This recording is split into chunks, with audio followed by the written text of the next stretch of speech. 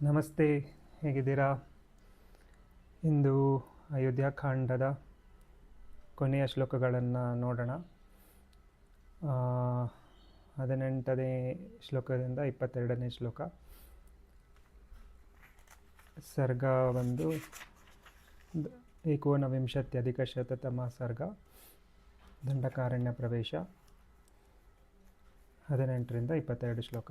ಮೊದಲಿಗೆ ಸಂಸ್ಕೃತದಲ್ಲಿ ಶ್ಲೋಕ ಓದೋಣ, ಆಮೇಲೆ ಅದರ ಅರ್ಥ ನೋಡೋಣ, ಆಮೇಲೆ ಅದರ ನನ್ನ ಒಪಿನಿಯನ್ ಏನು, ಇಂಟರ್ಪ್ರಿಟೇಷನ್ ಏನು, ನನಗೇನು ಅರ್ಥ ಆಯಿತು ಅನ್ನೋದನ್ನು ನೋಡೋಣ.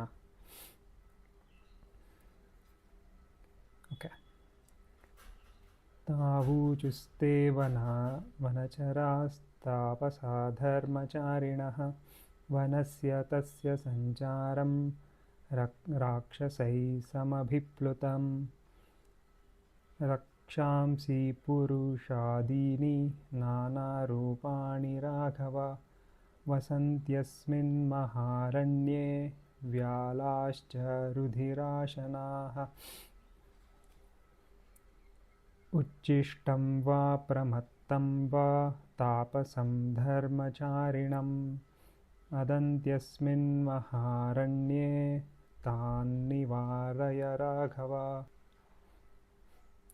ಏಷ ಪಂಥಾ ಮಹರ್ಷೀಣಾಂ ಫಲನ್ಯಾಹರತಾಂ ವನೆ ಅನೇನ ತು ವನಂ ದುರ್ಗಂ ಗಂತುಂ ರಾಘವತೆ ಕ್ಷಮಂ.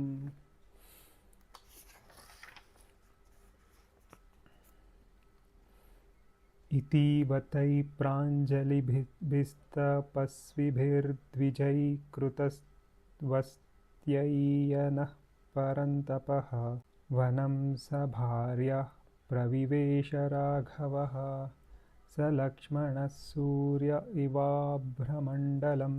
ಇತ್ಯಾರ್ಷೇ ಶ್ರೀಮದ್ ರಾಮಾಯಣೆ ವಾಲ್ಮೀಕೀಯೇ ಆದಿಕಾವ್ಯೆ ಚತುರ್ವಿಂಶತಿಸಹಸ್ರಿಕಾಯಾಂ ಸಂಹಿತಾಯಾಂ ಅಯೋಧ್ಯಾಕಾಂಡೇ 19+ಶತತಮಃ ಸರ್ಗಃ ಅಯೋಧ್ಯಾಕಾಂಡಃ ಸಂಪೂರ್ಣಃ. ಇದು ಅಯೋಧ್ಯಾಕಾಂಡ ಮುಗೀತು. ಅರ್ಥಗಳನ್ನು ನೋಡೋಣ. ಧರ್ಮನಿಷ್ಠರಾದ ಆ ಋಷಿಗಳು ಸುತ್ತಮುತ್ತಲಿನ ಅರಣ್ಯವು ರಾಕ್ಷಸರ ಬಾಧೆಗೆ ಒಳಗಾಗಿದೆ ಎಂಬುದನ್ನು ತಿಳಿಸುತ್ತಾ ರಾಮ, ಈ ಮಹಾರಣ್ಯದಲ್ಲಿ ನರಭಕ್ಷಕರಾದ ರಾಕ್ಷಸರು ನಾನಾ ರೂಪಗಳನ್ನು ಧರಿಸಿ ವಾಸವಾಗಿದ್ದಾರೆ. ಅಲ್ಲದೆ ರಕ್ತಪಾನ ಮಾಡುವ ಕ್ರೂರ ಜಂತುಗಳು ಇಲ್ಲಿವೆ. ಧರ್ಮಾನುಷ್ಠಾನ ಮಾಡಿಕೊಂಡಿರತಕ್ಕ ತಪಸ್ವಿಗಳು ಯಾವಾಗಲಾದರೂ ಮೈಲಿಗೆಯಲ್ಲಿದ್ದಾರೆ ಅಥವಾ ಅಜಾಗರೂಕರಾಗಿದ್ದರೆ ಆ ರಾಕ್ಷಸರು ಇವರನ್ನು ತಿಂದು ಬಿಡುತ್ತಾರೆ. ರಾಘವ, ಅವರ ಕಾಟವನ್ನು ತಪ್ಪಿಸು. ಇಲ್ಲಿ ನೋಡು ಅಂತ ತೋರಿಸ್ತಿದ್ದಾರೆ. ಒಂದಿಕ್ಕು ಋಷಿಗಳು ಹಣ್ಣು ಹಂಪಲುಗಳನ್ನು ತರುವ ದಾರಿ ಇದು. ಈ ದಾರಿಯನ್ನು ಹಿಡಿದರೆ ನೀನು ದುರ್ಗಮವಾದ ದಂಡಕಾರಣ್ಯಕ್ಕೆ ಹೋಗಲು ಸಾಧ್ಯವಾದೀತು ಎಂದು ಹೇಳಿದರು. ಆಮೇಲೆ ತಪಸ್ವಿಗಳಾದ ಆ ವಿಪ್ರರು ಕೈ ಮುಗಿದುಕೊಂಡು ದೇವತಾ ಪ್ರಾರ್ಥನೆಯನ್ನು ಮಾಡಿ ಆಶೀರ್ವದಿಸಿದರು. ಶ್ರೀರಾಮನು ಪತ್ನಿ ಸಮೇತನಾಗಿ ಲಕ್ಷ್ಮಣನೊಡನೆ ಪ್ರಯಾಣ ಮಾಡಿದನು. ಮೇಘಮಂಡಲವನ್ನು ಭೇದಿಸಿಕೊಂಡು ಸೂರ್ಯನು ನುಗ್ಗಿ ಹೋಗುವಂತೆ ವೀರಾಗ್ರಣಿಯಾದ ಶ್ರೀರಾಮಚಂದ್ರನು ದಂಡಕಾರಣ್ಯವನ್ನು ಪ್ರವೇಶಿಸಿದನು. ಇಲ್ಲಿಗೆ ಶ್ರೀಮದ್ ರಾಮಾಯಣದ ಅಯೋಧ್ಯಾಕಾಂಡದಲ್ಲಿ 119ನೆಯ ಸರ್ಗ ಮುಗೀತು ಅಂತ ಆಯಿತು. ಕಳೆದ ಶ್ಲೋಕಗಳಲ್ಲಿ ನಾವು ಏನು ನೋಡಿದ್ವಿ?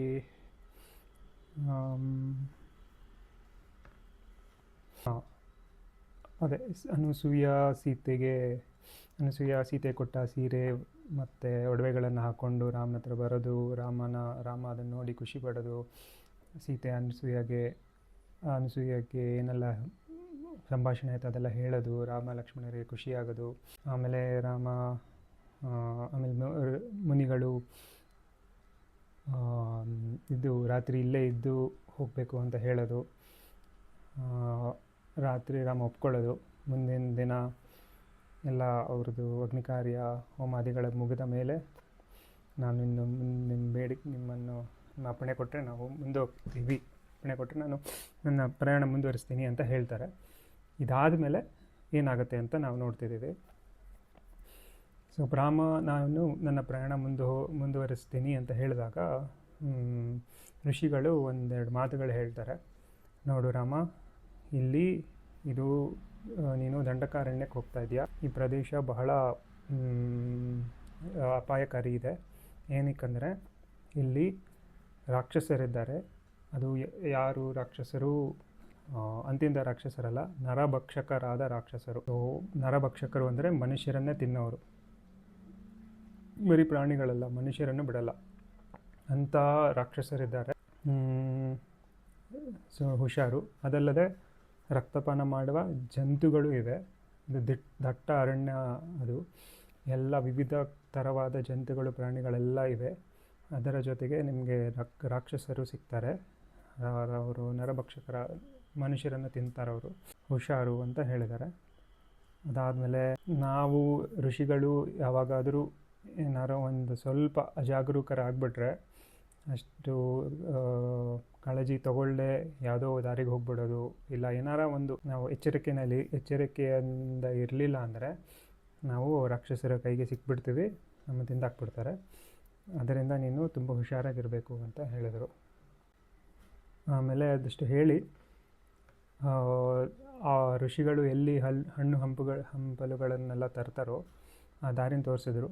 ನೋಡು ರಾಮ, ನಾವು ಈ ದಾರಿನಲ್ಲಿ ನಮ್ಮದು ಹಣ್ಣು ತರಕಾರಿ ಅದು ಇದು ಎಲ್ಲ ಸಿಗುತ್ತೆ ನಮಗೆ, ನಾವು ಈ ದಾರಿನಲ್ಲಿ ಹೋಗಿ ಬರ್ತೀವಿ, ನೀನು ಬೇಕಾದ್ರೆ ಈ ದಾರಿನಲ್ಲೇ ಹೋಗು, ಇದು tested, this is safe, so you can go there ಅಂತ ಹೇಳ್ತಾರೆ. ಅದಷ್ಟು ಹೇಳಾದಮೇಲೆ ತಪಸ್ವಿಗಳಾದ ವಿಪ್ರರು ಕೈ ಮುಗಿದುಕೊಂಡು ದೇವತಾ ಪ್ರಾರ್ಥನೆ ಮಾಡಿ ಆಶೀರ್ವದಿಸಿದರು. ಅಷ್ಟು ಹೇಳಿಬಿಟ್ಟು ನಿನಗೆ ಜಯವಾಗಲಿ ಎಂದು ಆಶೀರ್ವಾದ ಮಾಡ್ತಾರೆ ರಾಮ, ಲಕ್ಷ್ಮಣ, ಸೀತೆಗೆ. ಶ್ರೀರಾಮನು ಲಕ್ಷ್ಮಣ ಸೀತೆಯೊಟ್ಟಿಗೆ ಪ್ರಯಾಣ ಮುಂದೆ ಹೋಗ್ತಾರೆ. ಇದರಲ್ಲಿ ಒಂದು ಹೇಗೆ ಅವರು ದಂಡಕಾರಣ್ಯ ಪ್ರವೇಶ ಮಾಡಿದ್ರು ಅನ್ನೋದಕ್ಕೊಂದು ಮೆಟಫರ್ ಥರ ಕೊಟ್ಟಿದ್ದಾರೆ. ಏನಂದರೆ, ಮೇಘಮಂಡಲವನ್ನು ಭೇದಿಸಿಕೊಂಡು ಸೂರ್ಯನು ನುಗ್ಗಿ ಹೋಗುವಂತೆ ವೀರಾಗ್ರಣಿಯಾದ ಶ್ರೀರಾಮಚಂದ್ರನು ದಂಡಕಾರಣ್ಯವನ್ನು ಪ್ರವೇಶಿಸಿದನು ಅಂತ ಹೇಳ್ತಿದ್ದಾರೆ. ಅಂದರೆ ಮೇಘಮಂಡಲ ಅಂದರೆ ಕ್ಲೌಡ್ಸ್, ಅದನ್ನು ಭೇದಿಸಿಕೊಂಡು ಸೂರ್ಯನು ನುಗ್ಗುವಂತೆ. ನಮಗೆ ಗೊತ್ತು ಸೂರ್ಯ ಇರ್ತಾನೆ, ಇದರಿಗೆ ಕ್ಲೌಡ್ಸ್ ಎಲ್ಲ ಇರುತ್ತೆ. ಸೊ ಏನಾಗುತ್ತೆ, ಒಂದೊಂದು ಸಲ ನಾವು ನೋಡಬೇಕಾದ್ರೆ ಆಕಾಶದಲ್ಲಿ ನೋಡಿದಾಗ ಸೂರ್ಯನ ಕಿರಣ ಮೇಘ ಕ್ಲೌಡ್ಗಳ ಮಧ್ಯದಿಂದ ಬರುತ್ತೆ, ರಪ್ಪಂದ ಬರ್ತಾ ಇರುತ್ತೆ. ಮೋಡಗಳು ಇರುತ್ತೆ, ಮೋಡ ಮಧ್ಯದಲ್ಲಿ ಜೋರಾಗಿ ಪ್ರಕಾಶಿಸುತ್ತಾ ಸೂರ್ಯನ ಕಿರಣಗಳು ಬರುತ್ತೆ. ಅದೇ ಥರ ಈ ದಂಡಕಾರಣ್ಯ ಒಂದು ದೊಡ್ಡ ಕ್ಲೌಡ್, ಮೇಘಮಂಡಲ ಅಂತ ಹೇಳ್ತಿದ್ದಾರೆ. ಅದನ್ನು ಸೂರ್ಯನು ಶಾರ್ಪಾಗೆ ಅದನ್ನು ಭೇದಿಸ್ಕೊಂಡು ಒಳಗೆ ನುಗ್ತಾ ಇದ್ದಾರೆ. ಅಂದರೆ ಏನು ಅರ್ಥ ಅಂದರೆ, ಋಷಿಗಳು ಅಷ್ಟು ಇದು ಅಪಾಯಕಾರಿ ಇದೆ, ತುಂಬ ರಾಕ್ಷಸರಿದ್ದಾರೆ, ರಕ್ತ ಹೀರುವ ಜಂತುಗಳೆಲ್ಲ ಇದೆ ಅಂತೆಲ್ಲ ಸ್ಟರ್ನ್ ವಾರ್ನಿಂಗ್ ಕೊಟ್ಟಿದ್ದಾರೆ. ರಾಮನಿಗೆ ಅದು ಅಷ್ಟೇನು ದೊಡ್ಡ ವಿಷಯ ಅಲ್ಲ ಅಂತ he is just very confident that, I mean, it's not a big deal. ದಂಡಕಾರಣ್ಯಕ್ಕೆ ಫುಲ್ ಫ್ರೀಯಾಗಿ ಹೋಗ್ತಾ ಇದ್ದಾರೆ. ಬಿಕಾಸ್ ಅವರಿಗೆ ಅವರ ಪರಾಕ್ರಮದ ಮೇಲೆ ಅಷ್ಟು ನಂಬಿಕೆ ಇದೆ, ಅವರು ಕಲ್ತಿರೋ ವಿದ್ಯೆ ಮೇಲೆ, ಆಮೇಲೆ ಧೈರ್ಯ ಇದೆ. ಸೊ ಅದರಿಂದ ಅವರಿಗೆ ಅದು ಭಯಪಡೋದಾಗಲಿ ಆ ಥರದ್ದೇನೂ ಇಲ್ಲ. ಸೊ ಹೀಗೆ ರಾಮ ಹೋದ ಅಂತ ತೋರಿಸ್ತಿದ್ದಾರೆ. ಇಲ್ಲಿ ಇನ್ನೂ ಒಂದು ಇಂಟ್ರೆಸ್ಟಿಂಗ್ ಥಿಂಗ್ ಅಂದರೆ, ರಾಕ್ಷಸರು ಅಂತ ಹೇಳಿದ್ದಾರೆ.